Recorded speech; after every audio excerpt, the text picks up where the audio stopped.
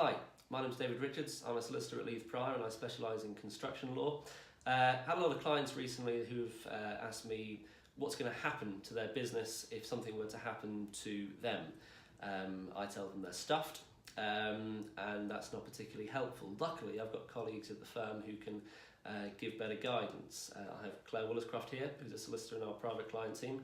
Claire, do you want to tell me a bit more about what your role is at Leeds Prior?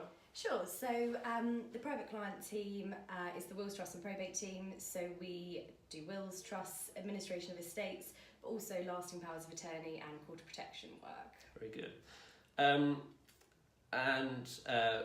What sort of services can you offer to my clients? I think the most obvious things would be wills and estate planning, so considerations around inheritance tax.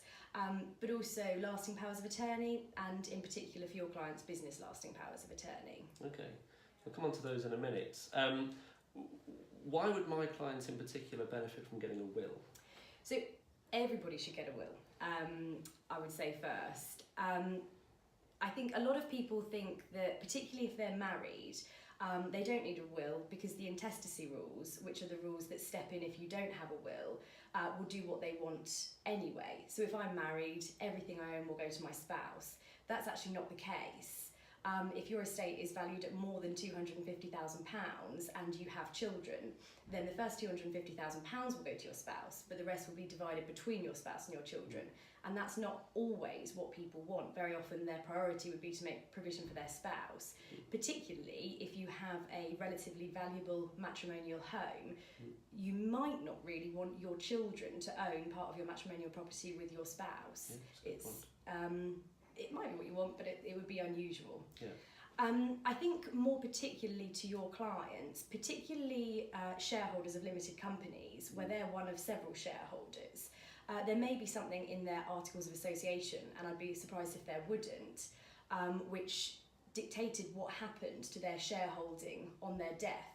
So very often there's a preemption right for the remaining shareholders, which means their estate will receive the value for the shares. So their beneficiaries of their will won't lose out in terms of the actual value, but the other shareholders will have the right to buy the shares from the estate, which means that their family, their beneficiaries, whoever they might be, won't be part of the business anymore and won't receive the shares, and that might not be what they want. Okay, that makes sense.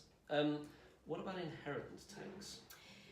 So I think the most important or most specific consideration for your clients around inheritance tax would be business property relief. So whether they're a sole trader, a partner in a partnership, a shareholder in a limited company, their business or their interest in the business may be eligible for business property relief. That's a 100% inheritance tax relief. So that means that the whole value of the business would be excluded from inheritance tax if it's eligible.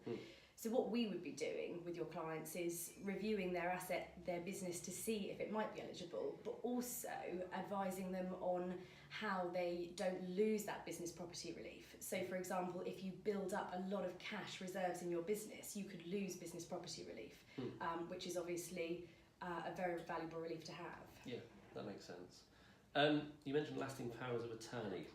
Tell me about lasting powers of attorney and what are business lasting powers of attorney? So a lasting power of attorney is a document whereby you appoint somebody to look after your finances on your behalf if ever you're unable to look after them yourself. So they'll be able to access your bank accounts, sell any properties you own, submit returns to the revenue on your behalf, and basically do anything with your finances that you'd be able to do yourself. Business lasting powers of attorney are just lasting powers of attorney, but you can restrict the power of attorney so that it only applies to your business assets. So it's really useful if you're a director in a company, or if you're a shareholder or a partner in a partnership, and you want to make provision for what would happen if you weren't able to undertake your role, but you didn't want that person you were appointing to be able to access your personal bank accounts, you could do a business lasting power of attorney, so they could make decisions and take action on your behalf only in respect of your business interest. Yeah, that makes sense. And are we talking just company directors, or are we talking shareholders, sole traders, that sort of thing? Everybody. So they're useful for everybody in different ways. So directors, particularly if you're a sole director or if you have sole responsibility for one aspect. So I know many companies have lots of directors, but there's one financial director, and that's the only director who's the signatory on the bank mandate. If something happens to you as a sole director or the sole signatory on the bank mandate, then nothing can happen in that business if you become incapacitated. Nobody can pay suppliers, nobody can pay employees, you can't sign, nobody can enter into contracts potentially. So an attorney in that role would be able to do everything you could do as a director in the business and keep the business going.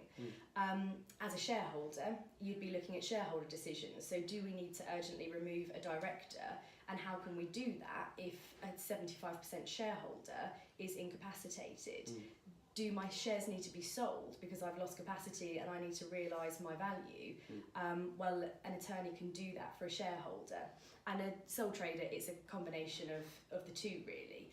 So they'd be able to access your bank accounts that you use for your business, again, pay suppliers, enter into contracts. Sounds pretty useful. It's really useful. Yeah. I think the most important thing I would say about lasting powers of attorney, and in particular business lasting powers of attorney, is you think of incapacity as something that happens to older people. It's dementia, it's Alzheimer's, but actually you could be in a car accident, or you could become ill and you could be in hospital for 3 or 4 weeks. You could be on medication that means that you don't have the understanding to run your business. You could just be in hospital and unable to do things, be too tired, you know. Your attorney can step in for those 4 weeks, and then when you've recovered, you're back to run the business. So we do want people to start thinking slightly differently about lasting powers of attorney and what they're for. They're not necessarily for if you've lost capacity forever. And they're practically useful as well. If you have been working hard as a director or a shareholder or a partner for 15 years and you want to take a year-long sabbatical, your attorney can step in. That makes a lot of sense. All right, good. That's very informative. Thank you very much, Claire. You're very welcome. Thank you. Any questions? Give us a call. Have a look at our website, leithprior.co.uk. Thank you very much.